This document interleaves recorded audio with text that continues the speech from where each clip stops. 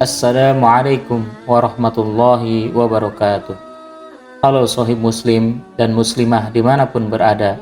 Semoga semuanya tetap baik-baik saja. Pada kesempatan yang baik ini, channel kita Prophet of Islam akan memberikan info menarik seputar Cina, agama dan pandangan hidup pasca kelahiran Nabi Muhammad SAW. Tapi sebelum lanjut, jangan lupa like, subscribe, dan klik tanda loncengnya. Cina, agama dan pandangan hidup. Pada abad ke-6 dan ke-7 Masehi, di Cina terdapat 3 agama besar yang amat berpengaruh di negeri itu. Agama yang pertama adalah ajaran Lao Tse. Agama yang kedua adalah agama Konfusius. Dan agama yang ketiga adalah ajaran Buddha. Ajaran Lao Tse. Ajaran Lao Tse atau lebih dikenal dengan sebutan Taoisme, yakni suatu paham spiritual yang lahir di Tiongkok dan telah mengalami berbagai perkembangan selama ribuan tahun. Taoisme dikembangkan oleh Lao Tse dengan kitab utamanya yang disebut Tao Te Ching, yakni kitab tentang jalan kebenaran. Namun ajaran Lao Tse pada perkembangan terakhirnya telah berubah menjadi kepercayaan pagan. Lebih dari itu, ajaran Lao Tse telah mementingkan sisi dogma daripada amalan praktis. Para pengikut ajaran Lao Tse adalah orang-orang yang menempuh cara hidup ekstrim dengan tidak menikah, bahkan memandang atau berkomunikasi dengan wanita. Oleh karenanya, ajaran Lao Tse tidak memiliki karakteristik ajaran yang mampu membangun kehidupan manusia dan sistem pemerintahan yang lurus. Maka tidak mengherankan apabila para pengikutnya memberontak dan berpindah ke agama lain. Agama yang kedua yaitu ajaran Konfusius. Adapun ajaran Konfusius, ia cenderung mementingkan amalan praktis dari dogma. Aspek keyakinan ajaran Konfusius berkisar hanya pada urusan-urusan keduniawian, aspek materi, politik, dan kenegaraan. Para pengikut ajaran Konfusius tidak terikat pada keyakinan akan Tuhan tertentu. Mereka bebas menyembah apa saja, hingga pepohonan atau sungai-sungai. Dalam jiwa pengikut ajaran Konfusius tidak terdapat cahaya keimanan, dan mereka tidak memiliki syariat dari langit. Ajaran Konfusius tidak lebih dari himpunan nasihat orang-orang bijak yang kadangkala ditaati dan seringkali tidak dihiraukan. Agama yang ketiga, agama Buddha, kemajuan dan kemundurannya. Akan halnya agama Buddha, ia telah kehilangan kebersahajaan, militansi, dan ia telah terkubur oleh paham Brahmanisme dan berubah menjadi kepercayaan pagan dan penyembahan berhala-berhala. Kuil-kuil yang didirikan tidak ada yang terlepas dari patung Buddha. Patung-patung itu telah menjejali kehidupan agama dan peradaban India pada era keemasan agama ini.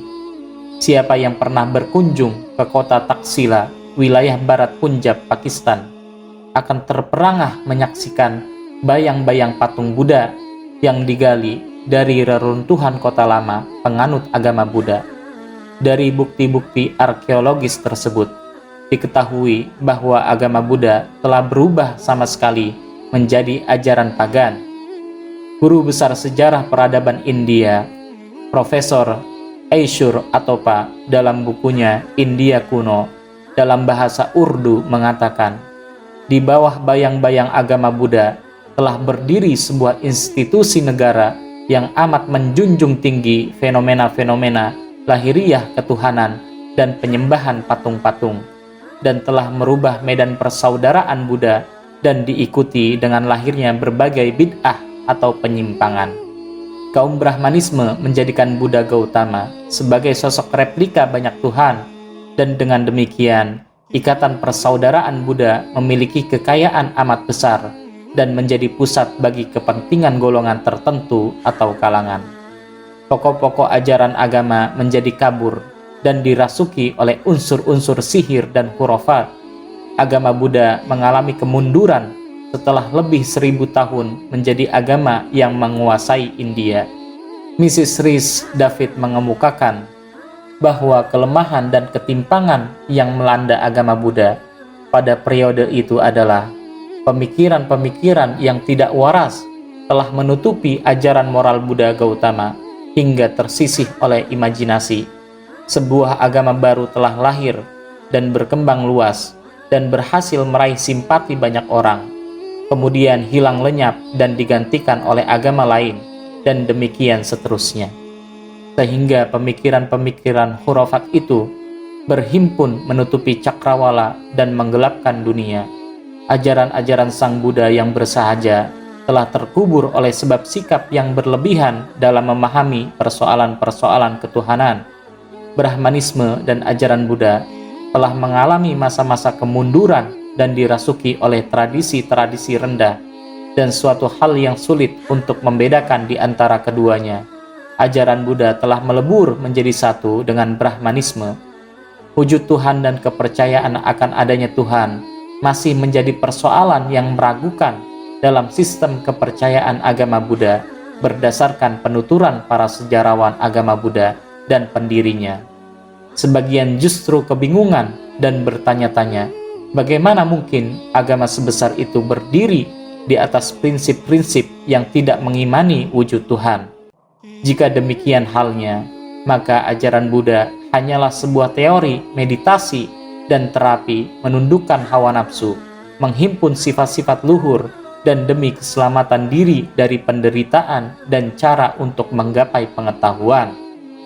Walhasil, bangsa Cina tidak memiliki misi ajaran agama untuk memecahkan persoalan-persoalan dunia. Cina yang berada di belahan paling timur dunia yang berperadaban, yang amat konservatif, memelihara warisan keagamaan dan ilmu pengetahuan yang tidak bertambah besar, sehingga mereka mampu memberi kekayaan itu pada bangsa lain, bangsa-bangsa Asia Tengah.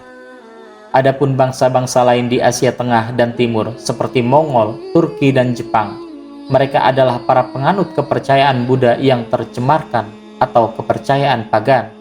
Mereka tidak memiliki khazanah ilmu pengetahuan, tidak pula tatanan kehidupan politik yang mapan, atau lebih tepatnya, mereka adalah bangsa-bangsa yang telah mengalami masa transisi dari zaman primitif menuju era berperadaban, dan sebagian bangsa lainnya justru masih berada pada usia pemikiran yang amat prematur. Wallahu a'lam bishawab.